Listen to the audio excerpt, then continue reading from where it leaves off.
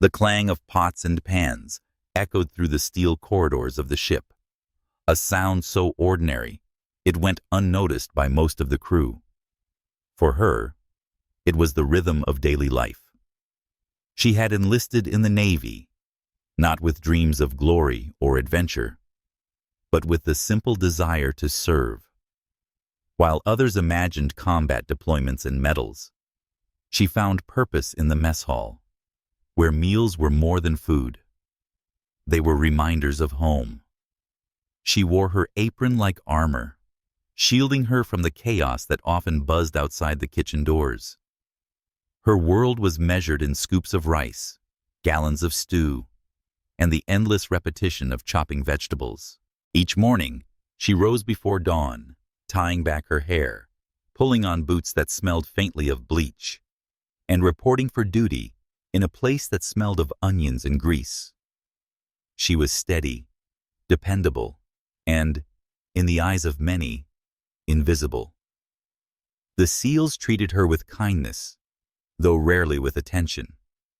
They teased her about burning toast, joked about her coffee being strong enough to strip paint, and sometimes offered her chocolate bars traded from foreign ports.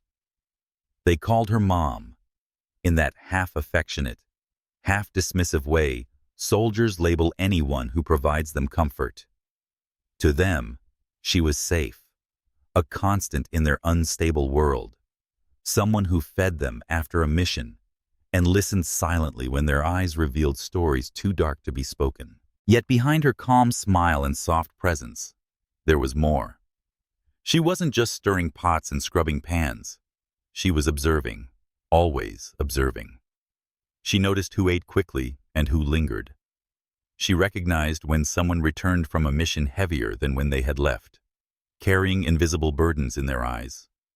She memorized schedules, faces, even the rhythm of the ship as it sailed through rough seas. She had a sharpness that few realized, honed not by training in weapons or tactics, but by patience, discipline, and awareness. Cooking for warriors gave her perspective.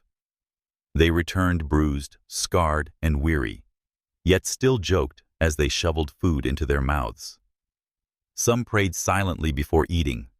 Others devoured meals with animal-like hunger. She understood that food was more than sustenance. It was a fragile tether to sanity. She made it her mission to provide more than just calories, a sprinkle of seasoning, a recipe that reminded someone of home, even a hot meal at the right time. These things mattered to her. Each dish was an act of service, and each smile from the team was a victory. But she also knew her place. She wasn't trained to fight. She wasn't a SEAL. When the men ran drills on deck, their muscles coiled with lethal energy. She stayed below, cleaning the stove. When they spoke in low voices about extraction plans and enemy movements, she kept her head down, polishing silverware. She existed on the edges of their war, like a candle in a storm, small, flickering, and easy to forget. Still, there were moments when the line between cook and soldier blurred. During long deployments, the team invited her to sit with them, swapping jokes or stories from childhood. They never discussed missions. Those were sacred secrets. But they shared enough for her to understand their humanity. She learned who had a daughter back home who played guitar, who secretly hated the ocean, despite living on ships for years. These details stitched them together, and in quiet moments, she felt like part of the team. Yet there was always distance.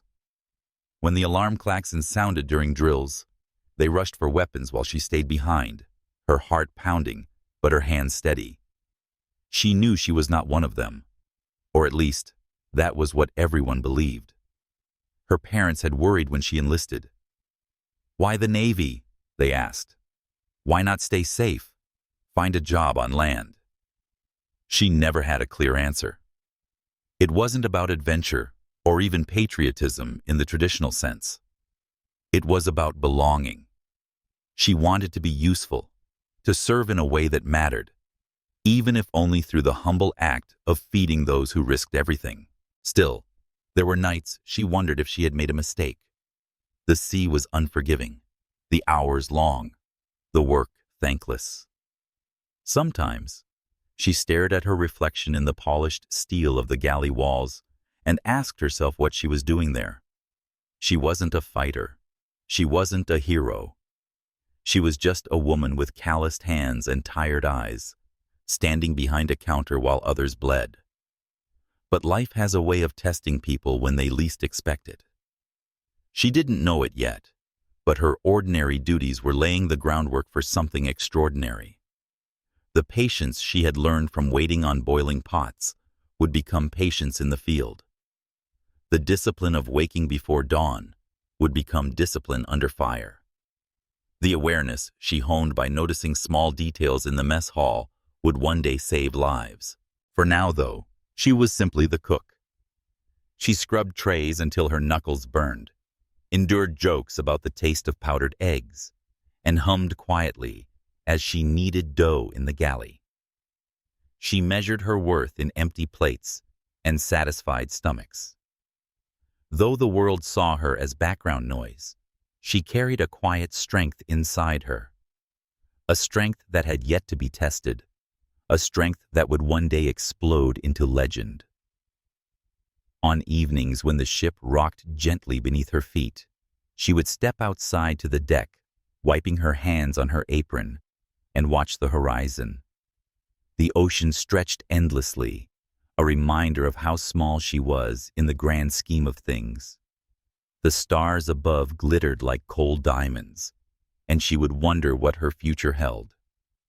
She had no idea that the answer was waiting for her in the fire of ambush and captivity, that destiny had plans far larger than chopping onions or stirring soup.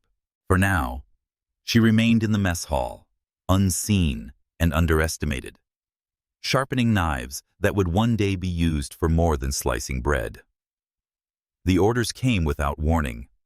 SEAL Team 9 was being deployed to a volatile region overseas, a place where maps blurred and danger was stitched into every corner of the landscape. It wasn't unusual for them. Deployments were part of their rhythm, as natural as breathing. What was unusual was her request. She stood in the narrow office of the commanding officer, apron still tied around her waist, the faint smell of onions clinging to her. "Sir," she said firmly, "I want to go with them." The officer raised his brows. "With them? Your kitchen staff." "I know," she replied, her voice steady. "But they'll need someone to keep morale up, someone who can take one worry off their shoulders. Meals matter out there. Routine matters." He leaned back, folding his arms. "You realize this isn't the galley. It's hostile territory. No one's going to protect you." Her eyes didn't waver. "Then I'll deal with it. Just give me the chance." The officer hesitated. He knew the SEALs valued her more than they admitted. She wasn't just a cook to them. She was a thread of normalcy, woven through the chaos of their lives. Sometimes, keeping men steady required more than weapons. Finally, he sighed. "Fine, but don't expect special treatment. Out there, you're responsible for yourself." When she delivered the news to the team, they reacted with disbelief. "You? In the field?" One of them laughed, shaking his head. "What are you going to do? Throw frying pans at the enemy?" Another chuckled. "She'll poison their food with that coffee she makes." But beneath the teasing, there was respect. They had seen her grit in small ways. Endless hours on her feet, never complaining, always ready with a hot plate, even at 3 a.m. Though none of them would say it aloud, the thought of having her along gave them comfort. She was a piece of home, an anchor. When the day came to leave, she packed differently than the others. While they loaded weapons and ammunition, she filled her bag with spices, vacuum-sealed rations, and a battered notebook of recipes. She tucked a small knife into her boot, military issue, one she'd sharpened countless times in the kitchen. The men snickered at her bag, but she only smiled. "You'll thank me later," The flight overseas was long, the drone of the transport plane blending with the pounding in her chest. She sat among giants, men with hardened faces and scarred hands. Their silence was heavy, their focus absolute. She kept her hands folded, resisting the urge to fidget. She didn't belong. Not really. Yet here she was. When they landed, the air hit her like a wall, thick with dust, heat, and the faint metallic tang of gun oil. The forward operating base was little more than a collection of tents and steel containers, surrounded by wire and watchtowers. The SEALs moved through it like they'd been born there, unpacking, checking weapons, running quick drills. She sat up in a corner, turning a dull metal table into her makeshift kitchen. At first, some of the other soldiers scoffed, a cook in a combat zone. But within days, the laughter faded. She managed to make stew from ration packs, bread from powdered flour, even coffee that didn't taste like mud. Men began to wander into her tent after missions, grateful for something warm and human. She didn't ask questions, didn't press them for details. She just served, listened, and let the silence between them speak. The SEALs began to notice, too. After long operations, when their bodies ached and their nerves buzzed from adrenaline, she was waiting with food. It wasn't just about eating. It was about feeling seen, remembered, cared for. They started calling her Angel instead of Mom. But deployment wasn't all camaraderie. The region they had entered was volatile, crawling with insurgent groups who despised the American presence. Every patrol meant danger. Every night brought the possibility of mortar fire. She lay awake sometimes, listening to distant explosions, wondering if she had been foolish to come. Yet when morning came, she rose with the same quiet determination, lighting the small burner and boiling water for coffee. One evening, after a brutal mission, the men filed into her tent, covered in dust and silence. They dropped their gear heavily, too tired to speak. She ladled soup into bowls, setting them gently in front of each man. No words were exchanged, but when one of them finally lifted his spoon and muttered, "Thanks, Angel," she felt a warmth spread through her chest. She wasn't just cooking anymore, she was part of them. Still, she remained an outsider in their eyes when it came to danger. They trained daily, weapons clicking and snapping in their hands, while she stayed behind, slicing vegetables. Yet she watched closely, memorizing how they moved, how they communicated with hand signals, how they carried themselves with lethal precision. She knew she couldn't fight like them, but she absorbed everything she could. The turning point came during a supply run. She was allowed to ride along in the convoy, tucked into the back of a truck between crates of ammunition and medical gear. The SEALs teased her about looking seasick on dry land, but she ignored them, staring out at the jagged terrain. Something about being outside the wire, beyond the safety of camp, made her pulse quicken. Halfway through the run, the convoy paused, and one of the SEALs leaned toward her. "Scared?" She swallowed, then shook her head. "No, just alert." He smirked. "Good. That's the first step." In that moment, she realized the truth. Fear and vigilance weren't opposites. They worked together, sharpening the mind, quickening the reflexes. Though she carried no rifle, she carried something else: resolve. Over the weeks, the men stopped seeing her as a liability. She became part of their rhythm, part of their routine. They trusted her to be where she needed to be, to do her job so they could do theirs. Though she still wielded pots instead of pistols, they began to understand that courage isn't measured in the weapons you carry, but in the weight you bear for others.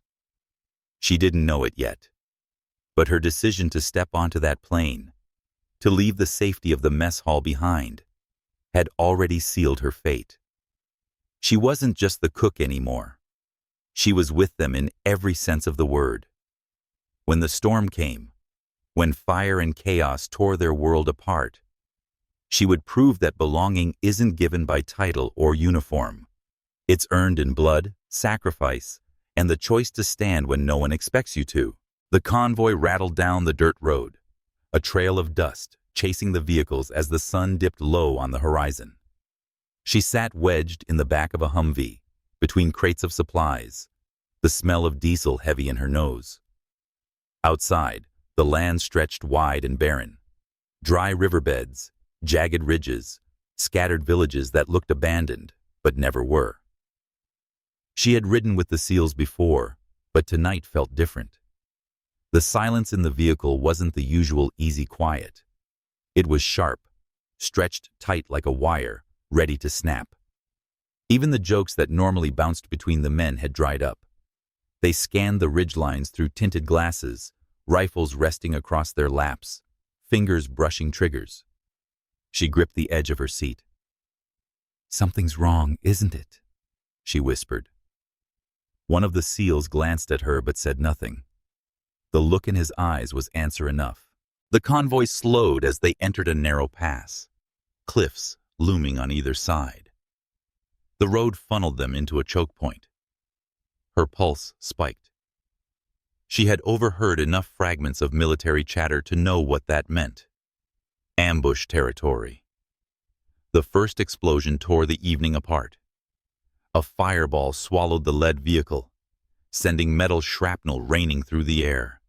The ground shook beneath her, and her ears filled with a high-pitched ringing. For a second, she was frozen, watching flames claw into the sky. Then gunfire erupted, sharp, stuttering bursts that echoed off the cliffs. "Contact left! Contact left!" someone shouted.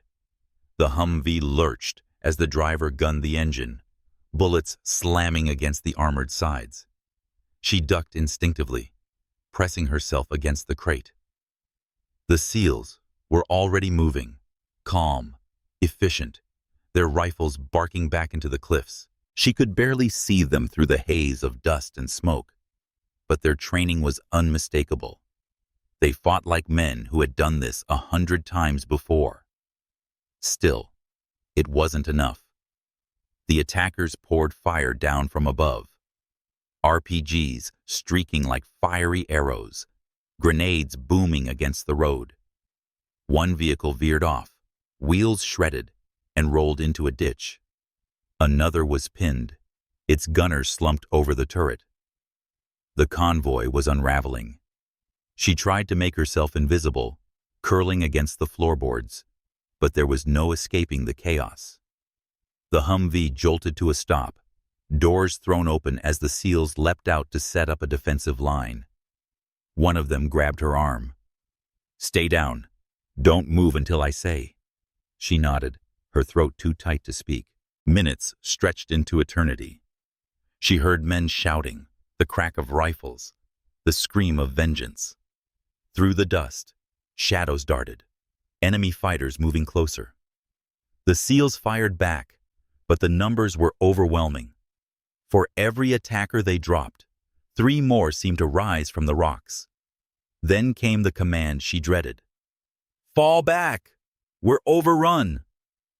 She felt herself being dragged from the Humvee, shoved toward the cover of a boulder. She stumbled, coughing on smoke, clutching her chest as her heart thundered. She wasn't a soldier. She wasn't supposed to be here. Yet here she was, in the middle of hell. She dared to peek out. The SEALs were being surrounded. Flashes of gunfire lit their faces, sweat streaking down grim expressions. They fought to the last bullet, but one by one, they were overwhelmed.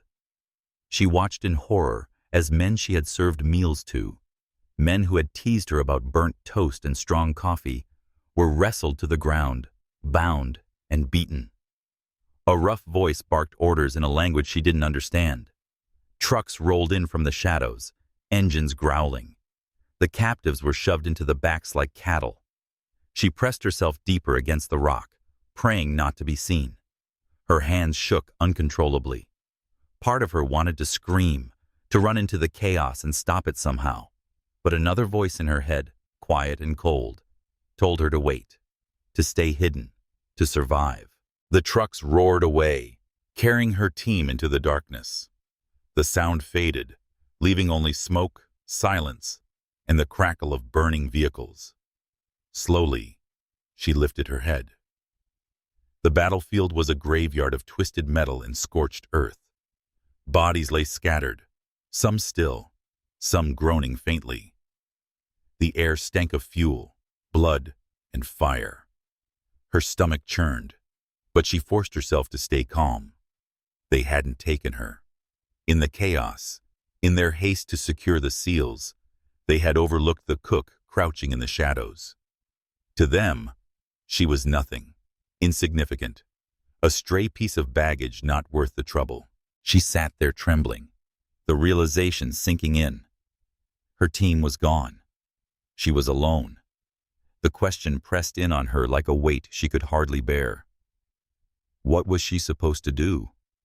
She could flee, try to reach the base, call for help. That would be the safe choice, the sensible choice. No one would blame her. She was a cook, after all, not a soldier. But as she sat in the silence of the ruined pass, another thought gnawed at her. She pictured their faces, the men who had shared their stories, who had relied on her for comfort in the smallest ways, men who had treated her like family, even when they joked. They had protected her, carried her, trusted her. Now they were in enemy hands. Her hands curled into fists. Fear twisted in her gut, but alongside it, something else flickered to life. Determination. She didn't know how. She didn't know with what. But one thing was clear. She couldn't just walk away. She rose slowly, brushing dust from her clothes, and looked out in the direction where the trucks had vanished. Her breathing steadied. Her heart still pounded, but now with a different rhythm. She wasn't trained for this. She wasn't armed. But she had eyes. She had patience. And she had the one advantage the enemy hadn't noticed. She was still free. For the first time, the cook in the mess hall was no longer just a background presence. She was a survivor, standing at the edge of a battlefield, and her story had only just begun. The silence after battle is worse than the noise. She crouched among the wreckage, her hands still trembling, the stench of fuel and blood clinging to her hair.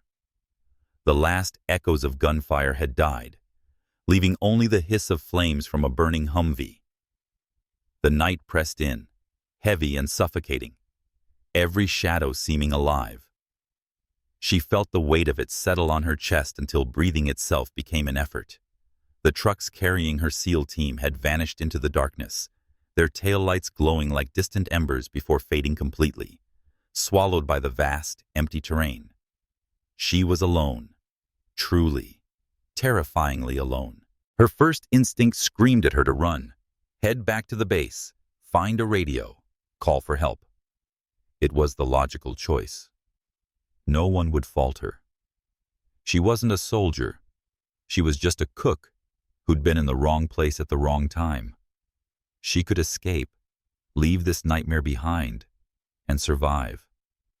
But then she pictured their faces, the quiet smiles over late-night meals, the way they called her Angel when they were too exhausted to lift their heads, the jokes, the teasing, the unspoken bond forged through hundreds of shared hours. They weren't just a team to her anymore. They were family. Now they were in chains, dragged off into the unknown. Her chest tightened. If she left, they would die alone, forgotten. The thought struck her harder than any explosion. "No," she whispered, surprising herself with the steadiness of her voice. "Not like this." She forced her legs to move, creeping out from behind the rock where she had hidden. The pass was littered with twisted metal and bodies, both friendly and hostile. Her boots crunched on shards of glass as she picked her way through the wreckage. She avoided looking too closely at the faces. She didn't want to know if any of them were men she had served breakfast to just that morning. She found a canteen, half buried in dirt, and slipped it into her pack. A flashlight, cracked but usable, and a knife from a fallen soldier, its blade still sharp. Each item felt heavy in her hands, not because of weight, but because of what they meant. She wasn't leaving. She was preparing. When she reached the edge of the pass, she paused, scanning the horizon. The enemy trucks had left a trail in the dirt, faint tire marks illuminated by the sliver of moonlight. It wasn't much, but it was enough. She began to follow. At first, every step felt impossible. Her legs shook, her throat was dry, and every sound in the night made her flinch. The distant howl of a dog, the rustle of wind through the brush, even the sound of her own breathing. They all seemed amplified, threatening. But she pushed forward, one step at a time. She didn't know how long she walked. Minutes blurred into hours. Her boots scraped against gravel. Her shoulders ached under the weight of the pack. Several times she stumbled, her body begging her to stop. But the image of the seals kept her moving. Finally, from a ridge, she saw it. The glow of a camp in the distance, a cluster of tents and vehicles, faint shapes of guards patrolling with rifles slung across their shoulders. Her stomach twisted with fear and something else. Resolve. This had to be where they had taken the team. She crouched low, her heart hammering. Every instinct screamed at her to back away. She had no weapons, no training. What could she possibly do against a camp full of armed men? Yet she didn't turn back. Instead, she stayed hidden and began to watch. For hours, she lay on her stomach, peering through brush as the camp shifted from activity to routine. She studied the guards, noting their laziness, how they rotated shifts, which ones smoked constantly, which ones argued loudly instead of paying attention. She memorized where they stacked their supplies, where they parked their trucks, where the prisoners were kept. Observation became her weapon. She realized that her years in the kitchen had trained her for this without her even knowing it. Cooking required patience, timing, and attention to detail. A stew didn't come together in minutes. It simmered slowly, layers of flavor building until the moment was right. This was the same. She would wait. She would learn. And then, when the time came, she would strike. For the next few nights, she made the wilderness her home. She slept in short bursts under rocks or shallow gullies, rising with every snap of a twig. She drank sparingly from her canteen, rationed bits of scavenged food, and kept her knife close. Hunger gnawed at her stomach. Exhaustion blurred her thoughts, but she refused to give in. She returned to the ridge every evening, watching, learning. She noticed the guard who always fell asleep on duty near midnight, the truck that leaked fuel every time it drove, the careless way supplies were left unsecured. Each detail was a thread, and slowly, she began weaving them into a plan. She was terrified. Of course she was. But fear, she realized, wasn't the enemy. Fear sharpened her senses, kept her alive. What mattered was what she did with it. On the fourth night, as she lay in the dirt with the cold biting her skin, she whispered to herself, "I'm not leaving without them." The words sounded absurd in the darkness. She was a cook, a nobody, a woman with no business being here, but she clung to them like a vow. They gave her strength. They gave her purpose. And so she waited, silent and unseen, alone behind enemy lines. Her transformation had begun. By the fifth night, the wilderness had become her ally. She moved through the darkness like smoke, unseen, unheard. Her fear honed into sharp focus. Hunger gnawed at her belly. Thirst burned her throat. Yet her mind worked with a clarity she had never known. She had watched the camp long enough to see its weaknesses. Now, she was ready to act. She crouched at the ridge, her knife balanced across her palm. The blade wasn't military steel. It was the same knife she had once used to chop onions and carve roasts. It had served dinners to warriors. Tonight, it would serve her in war. Her plan wasn't to fight head-on. She knew that would be suicide. She had no illusions of gunning down a camp full of armed men. No, her weapon would be patience, surprise, and the small things the enemy took for granted. She wasn't a soldier, but she was a cook, and cooks knew how to take scraps and turn them into something powerful. She began small. That night, while the guards on the west perimeter drifted into their usual half-sleep, she slipped close enough to the supply tent to cut one of the water lines. It was a simple slice, barely noticeable in the dark.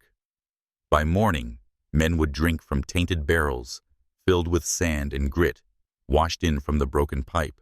The next evening, she crept into the motor pool.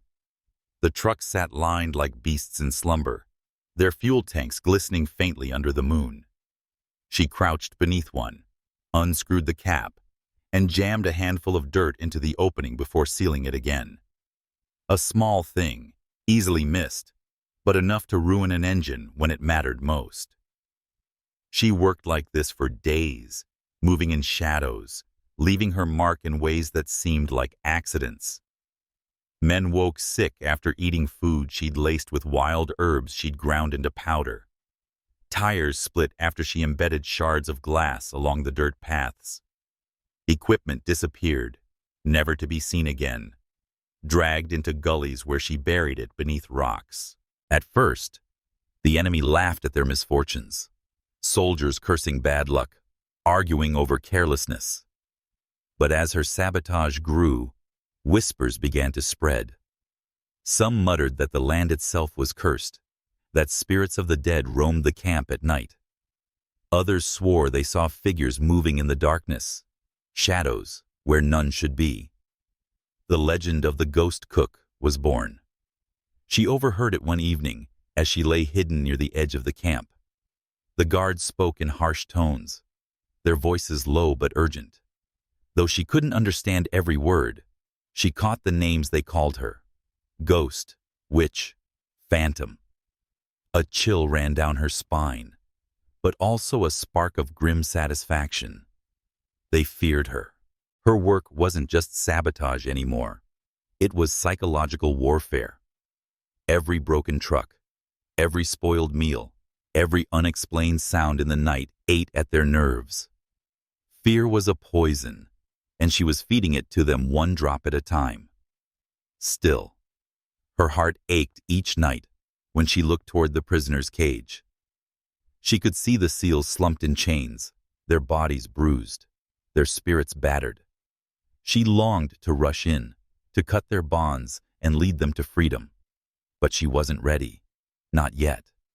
Her sabotage wasn't just revenge. It was preparation. She needed the enemy weakened, distracted, fractured. Only then would she strike. One evening, as she lay in the brush, she spotted an opportunity. A young guard, barely more than a boy, had dozed off at his post near the cage. His rifle leaned against a crate, his head lolling forward. She crawled closer, moving inch by inch, her breath shallow. When she reached him, she pressed the edge of her knife against his throat. His eyes snapped open, wide with terror, but she pressed a finger to her lips. She didn't kill him. Instead, she slipped behind him, tied his hands with the rope she carried, and dragged him into the shadows. His muffled whimpers faded as she gagged him with a scrap of cloth. By the time the next patrol came through, he was gone, leaving only his abandoned rifle behind. The rifle felt alien in her hands, heavy and cold. She wasn't trained to use it, but she slung it over her shoulder anyway. Symbolically, it marked a shift. She was no longer unarmed. Over the next week, her strikes grew bolder. She slashed tires in the middle of the night. She scattered stolen ammunition into the fire pit, causing small explosions that sent soldiers diving for cover. She even crept close enough to the commander's tent to carve a single line into the fabric with her knife, silent proof that nowhere was safe. The enemy grew restless, sleep-deprived, angry. They doubled patrols, barked accusations at one another, even executed a guard they accused of betrayal. None of it stopped her. If anything, it fueled her further. Yet the hardest part wasn't the sabotage. It was the waiting.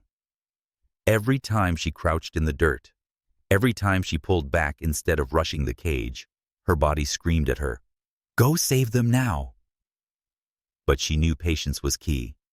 Rushing in would only get them all killed. She thought often of her days in the galley, how many times she had stood over a simmering pot, resisting the urge to rush the cooking to serve before the flavor was ready. The best meals required time. The best victories would too. One night, as she crouched near the cage, one of the prisoners stirred.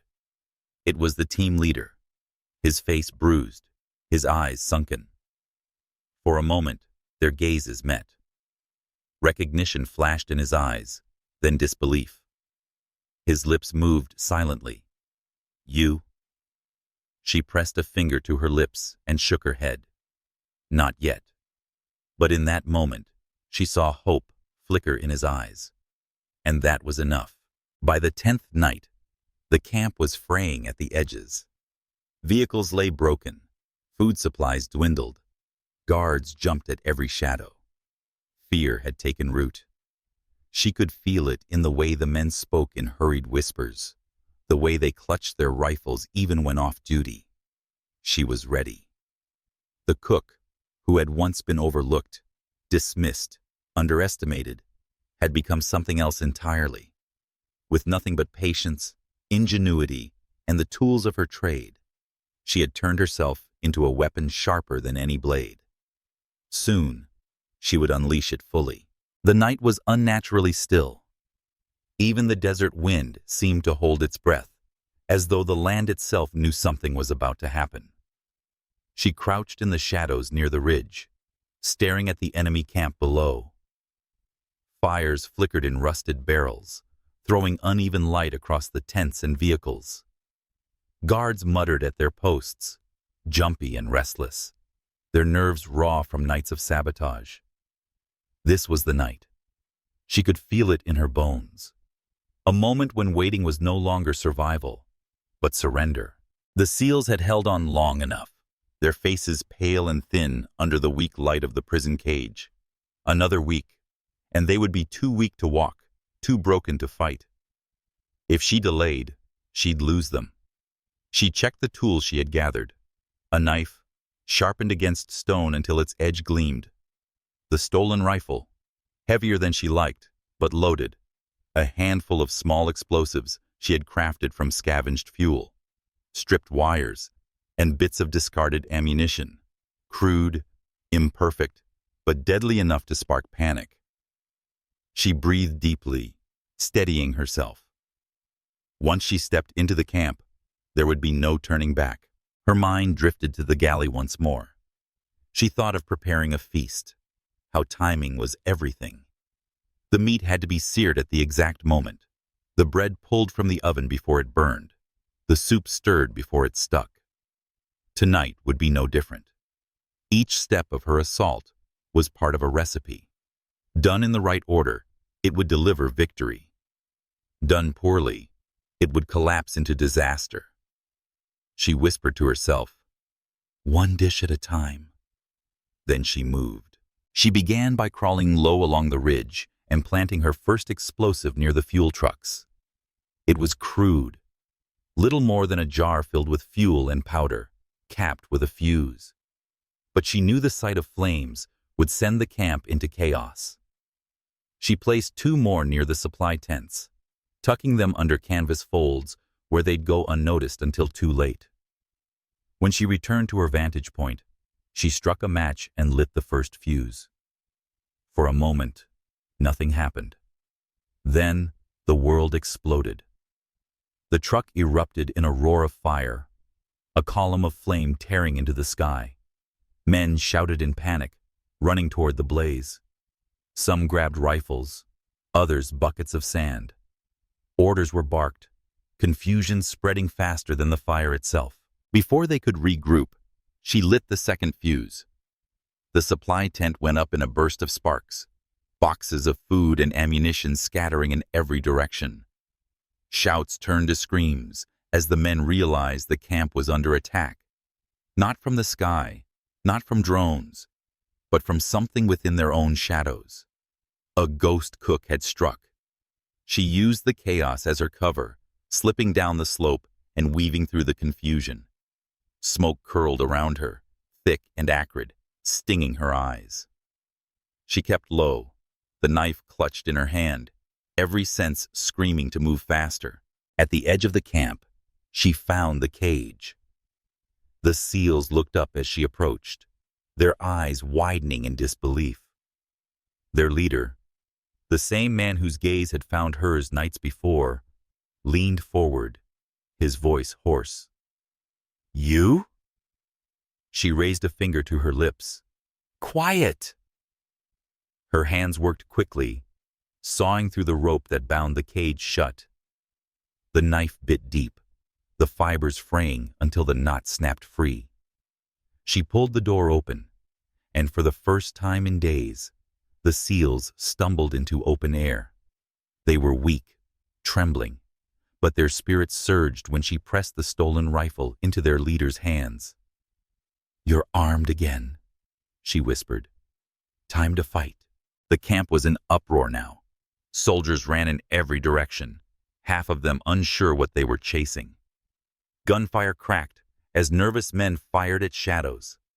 The fire from the fuel truck spread to another vehicle, exploding in a thunderous boom that shook the ground.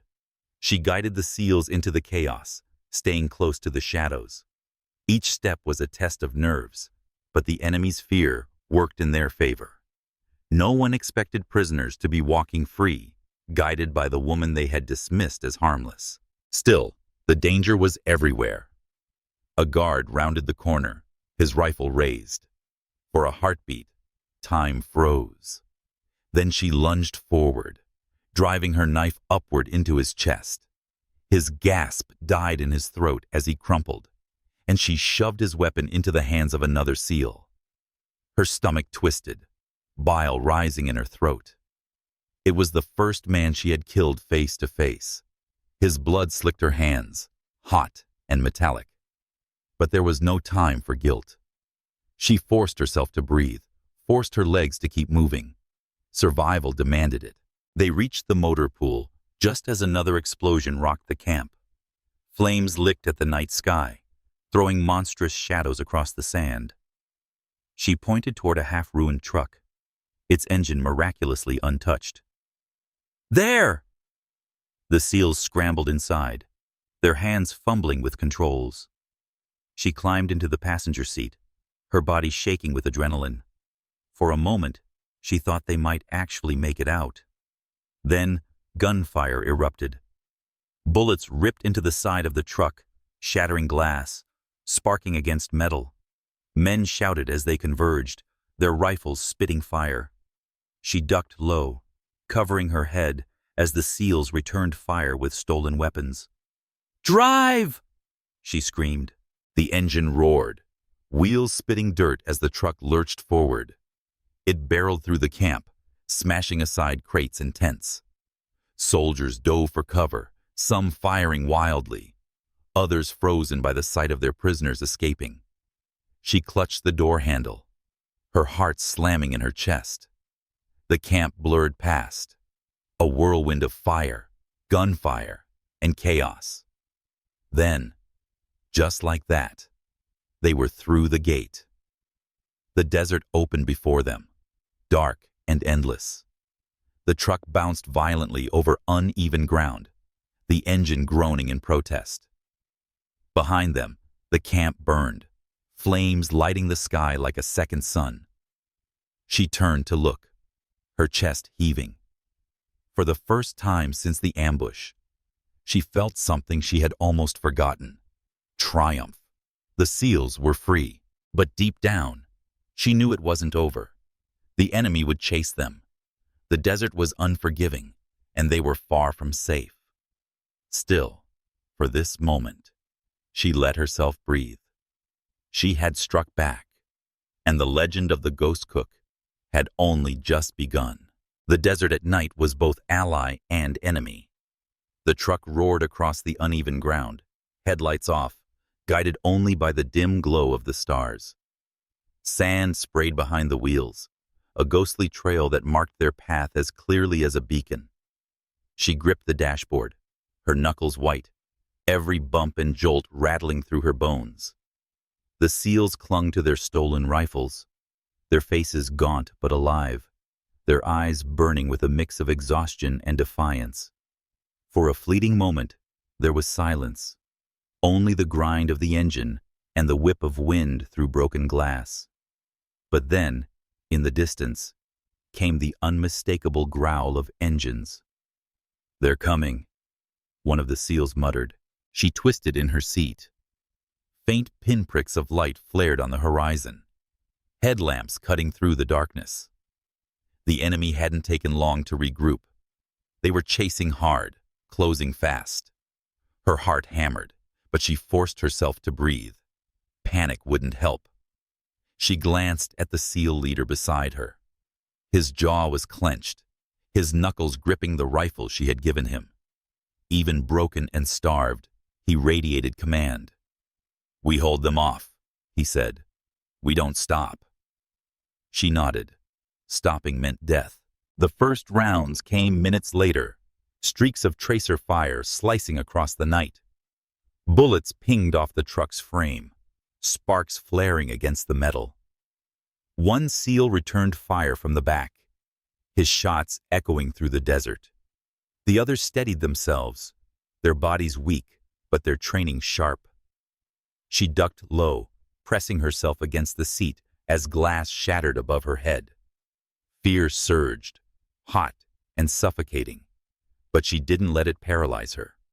She reached down, feeling for the crude explosives she had left. 2 jars, their fuses tucked safely into cloth. Tools of desperation, but tools nonetheless. The leader noticed. "You still have them?" She nodded. "Good. We'll need them." The chase stretched into the endless desert. The truck lurched and groaned, the fuel gauge creeping lower.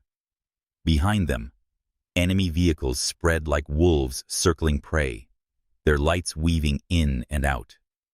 Some came close enough for her to see silhouettes of men leaning from windows, rifles spitting fire. Her throat was dry, her lungs burning, but she forced herself to act. She grabbed one of the jars, lit the fuse with trembling fingers, and heaved it out the back of the truck. A heartbeat later, a flash of fire bloomed in the dark. One pursuing vehicle swerved violently, tires shredding as it flipped into the sand. The others slowed, weaving to avoid the wreck. Cheers erupted from the SEALs, short and sharp, the sound of men clawing hope from the jaws of despair. But the relief was brief. More trucks surged forward, their engines howling, the desert lit with the staccato bursts of gunfire. They drove until the horizon paled with the faint glow of dawn. Her eyes stung with exhaustion, every muscle screaming, but she refused to close them. She knew if she blinked too long, she might never open them again. When the sun finally cracked the edge of the earth, it revealed the desolation they faced: rolling dunes, jagged ridges, and no cover. The enemy was relentless, their vehicles now visible in the harsh morning light. Dust clouds rose behind them, a storm of pursuit. "We can't outrun them forever," she said, her voice raw. The leader met her gaze, his face set. "Then we make a stand." They spotted a rocky outcrop jutting from the desert floor, a jagged spine of stone offering the only shelter for miles. The truck veered sharply, tires screaming as it skidded to a stop behind the rocks. "Out!" the leader barked. She stumbled from the cab, her legs shaky, her lungs dragging in the hot morning air. The SEALs moved like shadows, their instincts kicking in despite their weakened bodies. They spread out, taking positions behind rocks, rifles aimed at the oncoming dust cloud. She clutched her knife, the last jar held tightly in her other hand. Her chest pounded so hard it hurt, but she forced her breath steady. She had survived this far. She would not fail now. The first enemy truck roared into view, bullets sparking off the rocks as its gunners opened fire. The SEALs responded with disciplined bursts, every shot measured, deliberate. The driver slumped forward, and the truck careened sideways, flipping end over end before bursting into flames. Cheers rang out, but more vehicles surged forward. She crawled along the rocks, searching for an opening. When another truck approached too close, she lit the fuse of her final explosive and hurled it with all her strength. The jar shattered beneath its wheels, and a fiery bloom tore the vehicle apart, men screaming as they were thrown clear. Her hands shook as the smoke rose. 2 left. No more tricks, only grit. The battle dragged on, a brutal rhythm of gunfire, shouts, and echoing blasts. Sand filled her mouth, sweat stung her eyes, but she fought alongside the SEALs, passing ammunition, dragging one man to cover when a bullet tore into his shoulder. She wasn't just surviving anymore. She was part of them. The enemy pressed harder, their numbers overwhelming, but hesitation crept into their movements. The legend of the Ghost Cook had reached even here. They fired wildly, shouting curses as though afraid the shadows themselves fought against them.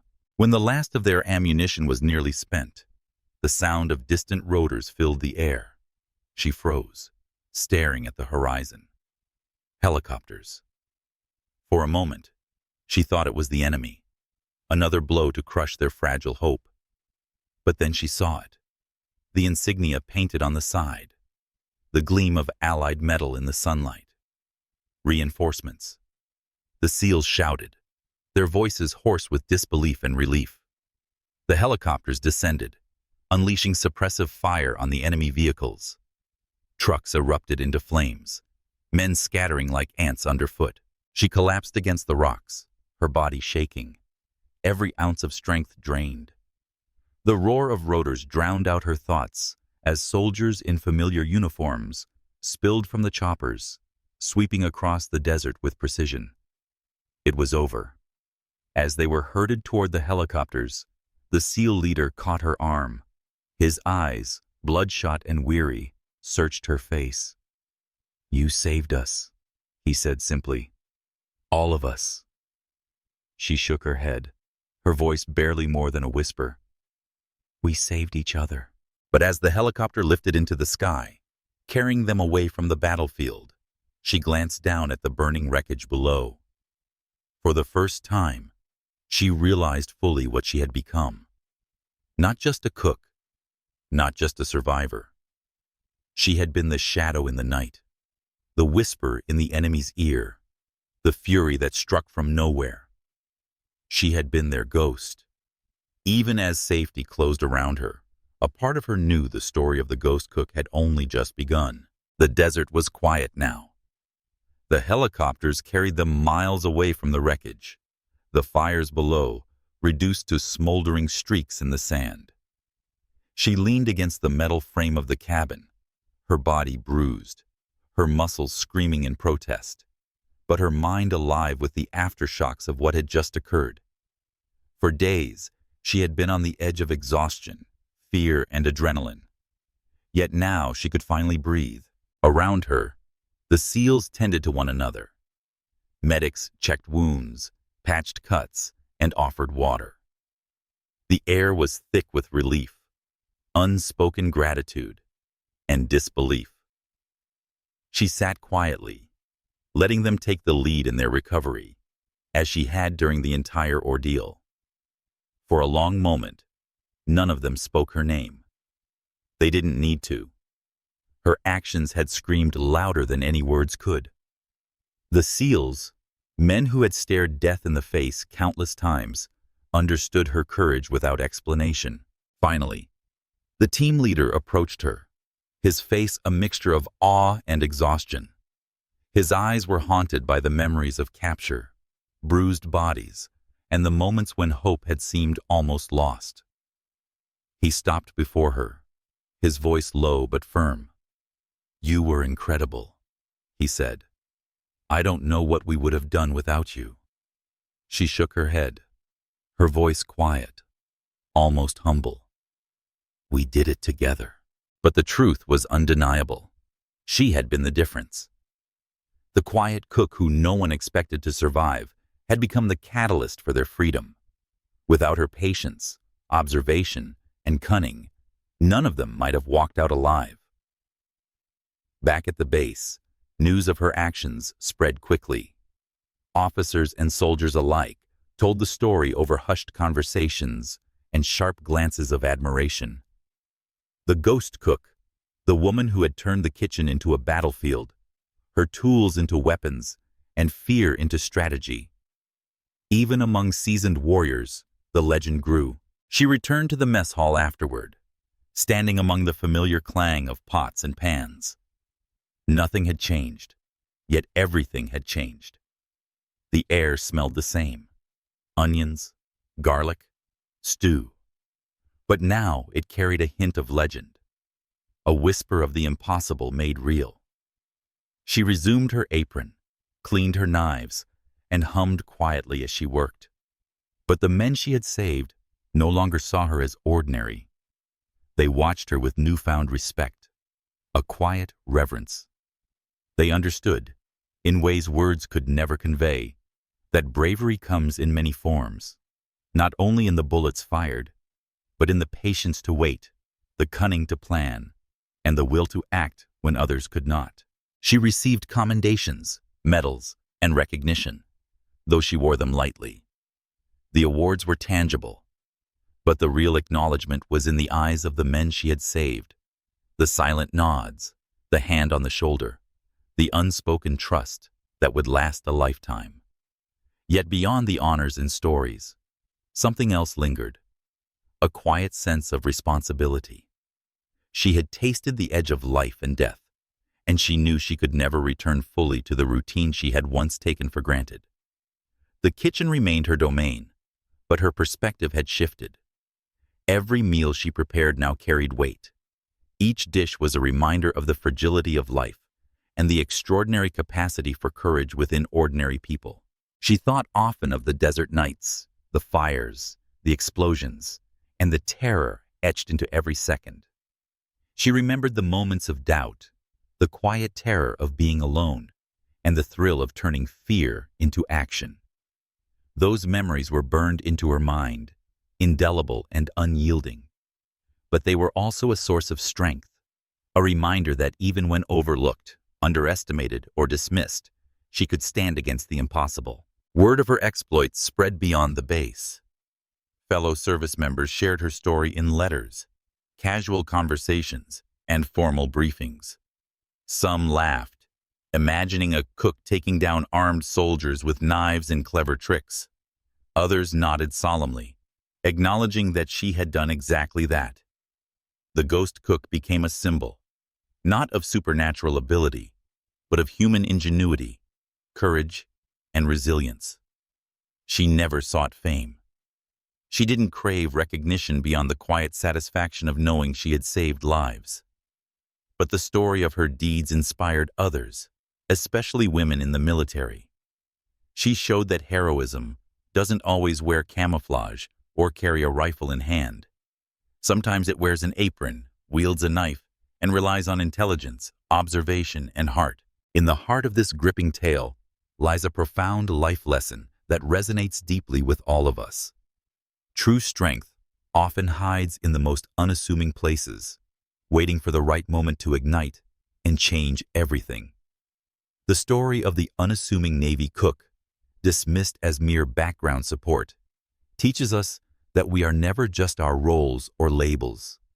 She wasn't a warrior by training, yet when her SEAL team was captured in a brutal ambush, her quiet observations, unwavering patience, and resourceful ingenuity transformed her into a legend, the Ghost Cook. Hiding in shadows, sabotaging the enemy with everyday tools like a kitchen knife and scavenged scraps, she orchestrated a daring rescue that saved lives and defied expectations. This isn't just about heroism in battle. It's a raw reminder of the emotional battles we all face. How many times have we felt invisible, undervalued, or told we're not enough? Her journey evokes that gut-wrenching fear of being alone in the wilderness, the heart-pounding resolve to push forward despite exhaustion, and the triumphant rush of discovering an inner fire we didn't know existed. It stirs the soul, urging us to look inward and recognize our own hidden reserves of courage, whether it's standing up in a toxic workplace, supporting loved ones through crisis, or simply refusing to abandon our dreams when the world overlooks us.